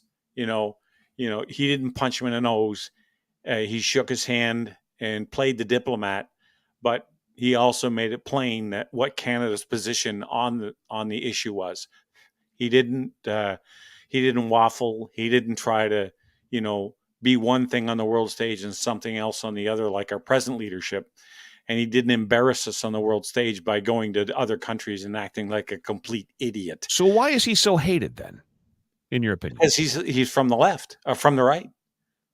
And that's Right. The media hates anybody. Why don't I work at Bell anymore? Why don't you work at Bell? They made a hard left turn and all us righties went out the window. Well, okay, your situation was a lot different than mine. Yeah. I was on a music station. No, I know what you mean. Yeah. But look at the other personalities who were I far more was making influential than I ever was. I was making around $20 an hour. I was deemed too expensive. So Well, the only reason that John Council and I lasted as long as we did at Bell was because we weren't making a whole lot of money.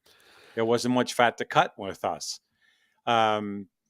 Anyway, all I'm saying is that in the media in North America right now, conservatives, there's somebody that put it the other day I was listening to, that conservatives think that liberals have bad ideas, and liberals think that conservatives are bad people.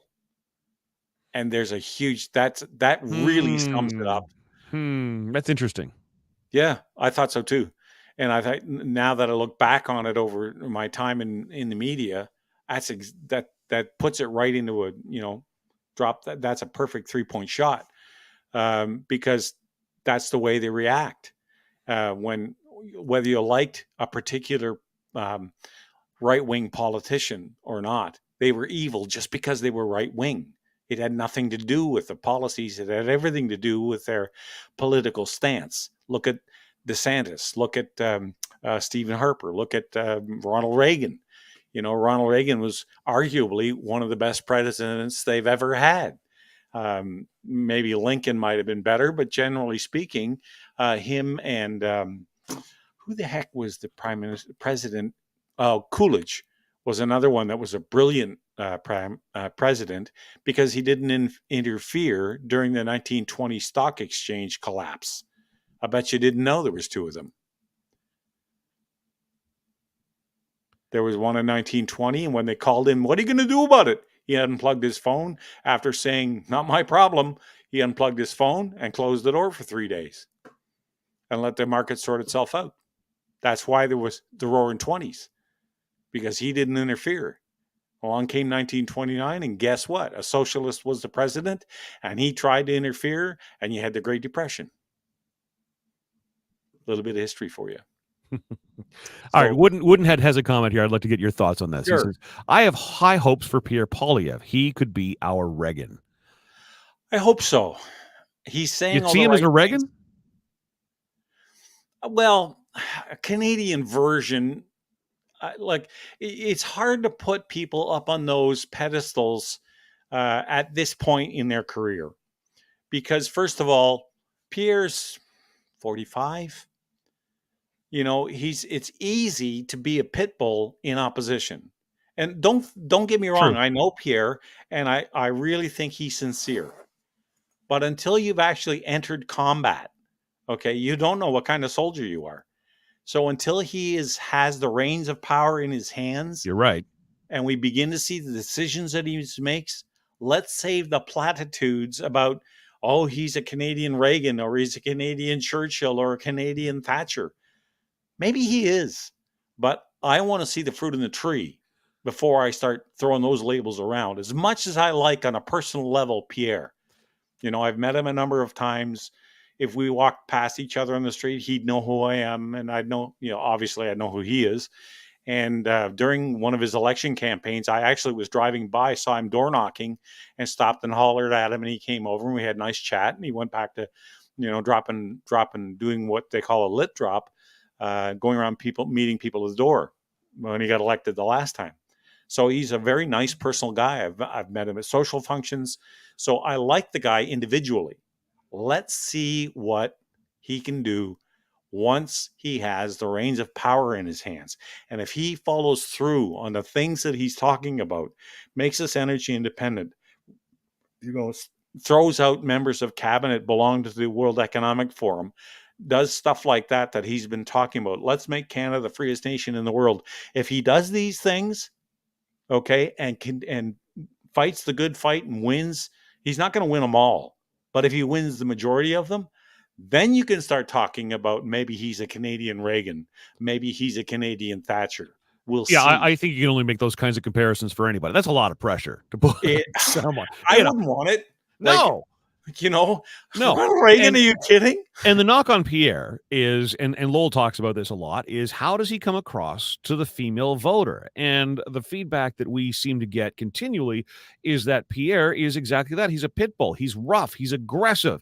He's, he's stiff, but, and he's loud. And Reagan was never that. Reagan was always very controlled, very firm with what he was saying, but he didn't have that same tenor in his voice that Poilievre does. I mean, Poilievre barks. He does. And with Reagan, first of all, he drew a lot on his acting career to be able to deliver a speech. Hey, man, that helps. No kidding. He talked right over the press to the common man in language. I'm not saying people are stupid, but in layman's terms. Okay. No, people aren't stupid. But again, this is something that I, through the pandemic, and I mentioned this again on Lowell's show today, the pandemic was such a cluster, from the get-go. And one of the things that drove me crazy is someone trying to get information out to an audience on a radio station is, can we boil this down to basic English, please? It's written by people who hold PhDs and like multiple degrees, and it's written as if it's their final exam, and you look at it and your eyes glass over because you can't make sense of this stuff. You're exactly right. Ronald Reagan boiled down very, very difficult situations to very simple language that everybody understood. There's a couple of quotes that really sum him up, I think.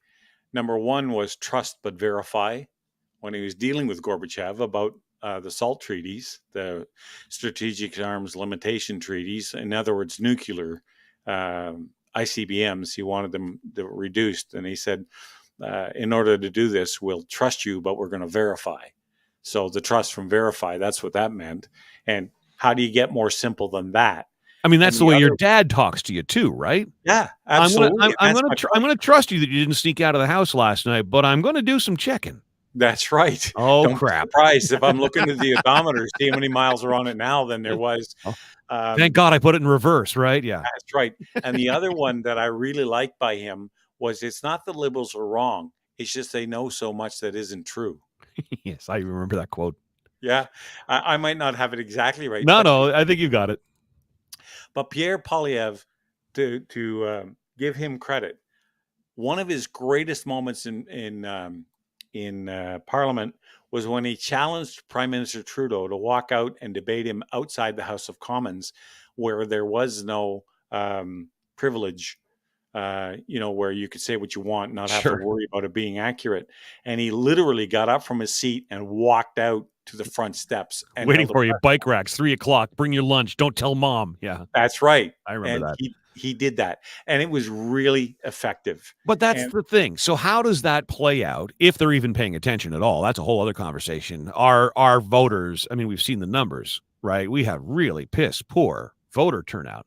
Are enough people actually paying attention to, to that? Like if he had done that, if that was Joe Clark, when Pierre Trudeau's in power, if Joe Clark challenged Pierre Trudeau, bike racks, 3:00, I mean, that would have been on every single newspaper. It would have been every TV headline right around the world. You would not have been able to avoid that. Yeah, you're right. How many people actually know that story? Well, you and I do. But there's a certain age. I've always said that for somebody to enter the media, especially as a talk show host, they shouldn't do it till they're 40, because Agreed. they haven't had enough life experience to understand how the world works. They're not going to be perfect, and it's the same thing with politicians. Look, it's easy to get fired up, and all these. Nope, Nick, you're frozen again. We'll wait for you to come back. I'll play some hold music. Don't put me on hold. Don't put me on hold. There we are. Your call is very important to us. That's right. Oh God, the music they put on hold is enough to drive you nuts. Anyway, it'll make a sane man bald in no time. Anyway, but Pierre was the youngest MP ever elected to the House of Commons, so he was effective from day one. And maybe this is part of his mystique, is the fact that he's been effective since day one in one capacity. Or I remember when he was finance critic, and he would look at his counterpart across and say, okay, so how much is this going to cost us to the dollar?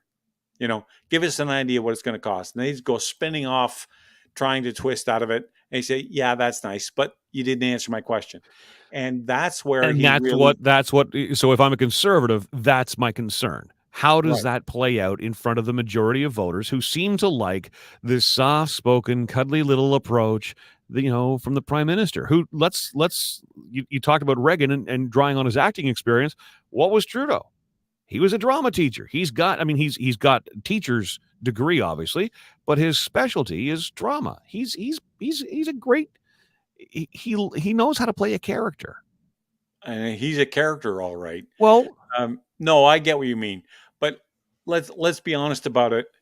I think, and this is my own personal opinion, I have no studies to back this up, but the anger against Justin Trudeau 2.0 is so deep and so profound that people are ready to look at alternatives, and they want to be told the truth.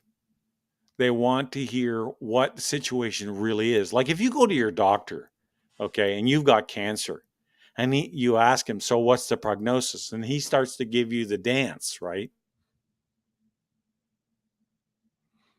No, and you're frozen again, but I know exactly what you're saying.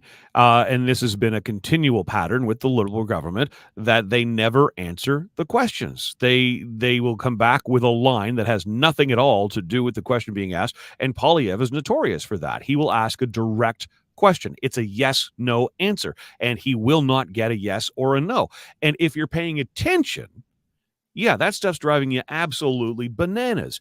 If you're not paying attention, if you're the average voter who only pays attention when it comes time to, oh yeah, right, I got to go vote today.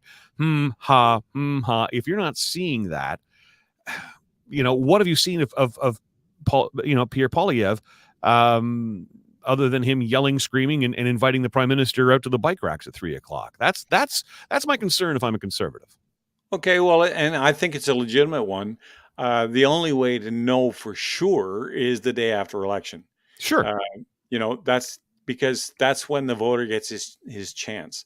I like to believe, now I may be completely wrong, but I like to believe that that's changing, because it's starting to hit people right where they live, in their pocketbook. The price of fuel, the price of food, the price of everything's going up.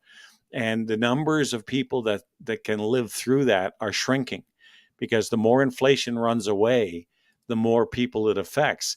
And it takes more and more income. So you creep up the income ladder to people that it didn't affect before. Now it's beginning to hurt. So if you've got, if you're making, let's say at 60 grand 2 years ago, you were fine, and you could live through a modest price hike in gas, okay, or if lettuce went up by 50 cents a head or whatever, it didn't matter to you. It wasn't a big deal. You had enough money to cover that. But if it continues and starts to eat in, now you're barely making ends meet at 60 grand. Okay. Or two of you are working to make that 60 grand and you're still not getting ahead. All of a sudden now it matters. And that's when people start to pay attention. So you've just answered what was going to be essentially my follow-up question to that, or my second part to that. Trudeau got reelected very recently. What was it, 7 months ago? Now, granted, and were people feeling that pinch then? I think so. But absolutely not to the degree they are now. I mean, we're celebrating gas prices being $1.56. Yay! Yeah, no kidding. Yeah, everybody thinks, oh man, that's such a relief. No, it's not. It's insane. You know what $1.50 is a gallon? Oh, I mean, like right now in Florida, it's like $3.63 a gallon. If I were to fill up, convert that to Canadian prices, it's about double. It's about $7. I got news for you. At $1 a liter, it's $4. So it's $6 a gallon at $1.50. Guess what it is at $2? Okay, which now we were paying. When I first met you, you started spouting. You're not big on the metric system, liters, and what I know you do. I know you do, but the average Canadian hears you talking gallons. Doesn't mean anything to them. They don't realize how much more they're paying until they actually drive to the States. Right? They have to see it. Yes. And over 90% of our population lives within 200 miles of the U.S. border, and millions of Canadians cross that border on a daily basis, or used to. Sure. Part of the reason was to buy cheap gas. Well, now it's really worth their while. But think about the industries that can't do that: aviation, transportation. Right. Locomotives use a lot of fuel because they're massive engines, and but that's what we count on to move a lot of our freight across the country. Sioux Lookout, right here in Sioux Lookout, there's a major railhead and a via station where we see trains coming and going all the time. I know people who work for CN, and they move millions and millions of pounds of goods and certain services, goods every day, from one side of the country to the other. And they do not have the opportunity to go across the border and fill up in Nebraska, okay, or Wisconsin, or wherever the nearest border crossing is. You can't do that in a locomotive. So you have to pay the going rate, and they get the extra money from the price of the goods that they transport. Right. So they disguise it. I like Craig's comment. Craig's had some great comments on it. He says, Pierre Poilievre has a sense of humor. Just watch when he's the leader of the official opposition this fall. You know what, Craig? That's interesting. Yeah. Because, look, at the end of the day, and I said this earlier, when Justin Trudeau was not prime minister, he was an MP in the House of Commons. He would walk through the Byward Market every single day on his way to work, and I would see him out front of the Bell Media building, and it was a very happy, good morning. Hey, nice to see you again. How's your day? I mean, these are real people at the end of the day. I think Pierre Poilievre goes home and he probably has, a pretty good family life. Certainly he seems to be a proud father, and, and his wife seems to be very engaged, with his career. And, I don't know what she does, but, at the end of the day, yeah. But how does it play out to the voter? That's my concern. Does his sense of humor come across as funny, or does it come across as aggressive and gruff and smartassy? And again, I say it, if I'm a conservative, that's my concern heading into the next election. How does his behavior, how does his posture play out to that voter who's perhaps on the fence and not sure where they're going, and where does their vote end up? There's only one way to find that out for sure. You're right. And that comes voting day, and that can't come fast enough. I don't want to get any older any faster, but I'd vote tomorrow if I could. Anyway. Hey, Nick, this is fun. Thanks for letting me into this. And you're right about the talk show host thing. I'm 53, so I'm 10 years older than Poilievre, but I've done music radio all my life. And you're absolutely right, because since bringing Lowell on, since bringing you on, and now I'm starting to dabble in it and doing like a 30-minute talk segment of my own every single day. Right. I could not have done this at 33. I couldn't have done this at 43. There's just, like you said, there's just so much about the world that you haven't experienced yet until you get to that point. Mid 40s, early 50s. You haven't done enough yet. You haven't, and I'm still very new at this, and I thank you for inviting me into the conversation. So Listen, it's appreciate always it. a pleasure, first of all. And, I come at this from three different major careers in my life, being in the Navy, being a truck driver, and being a talk show host, and a handful of other jobs that, I've had some experience with. So it broadens out your ability to communicate with people on a semi-intelligent level. So you can talk to anybody from a plumber to a doctor and ask somewhat reasonably intelligent questions and lead a conversation or be part of a conversation that you would never have entered when you were 20. Craig saying you're more than 43, John. Did I say 43? I'm 53. Yes, he did say 53, Craig. Sorry. Yeah, Anyway, Craig, and you're busting my chops about being in the liquor cabinet, dude. yeah, no kidding. Anyway, thank you again, John. It's Yeah, been a thanks, pleasure man. having you. We are out of time, but it's been I really enjoyed the show. It's always nice to have you on. And Chris, I want to thank you if you're Hey, listening. Chris. You were great to have for the first hour. I should have spent more time. By the way, if you're in Chris's writing, and he didn't ask me to say this, but if you're in Chris's writing and you like what you see with Chris, volunteer to help him out. Help him, because municipal politics is the most important level of politics there is. It's where people pay the least attention, but the most damage is done, or the most impact on your daily life. LRT, for example, right? I mean, who's ultimately in charge of that? The Green Plan, which Joseph, your buddy Joseph is sending us all kinds of information on this, and we're starting to raise a lot of hell at City Hall. Whether you're helping, and look, yeah, Chris is our buddy here on the show. He's a great guy, and his name's on the ballot.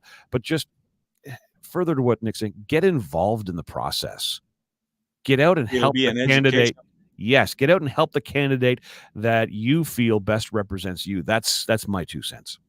And that's a well worth 2 cents. I mean, 2 cents doesn't buy you much, but I certainly they don't even make pennies anymore, which is another whole show.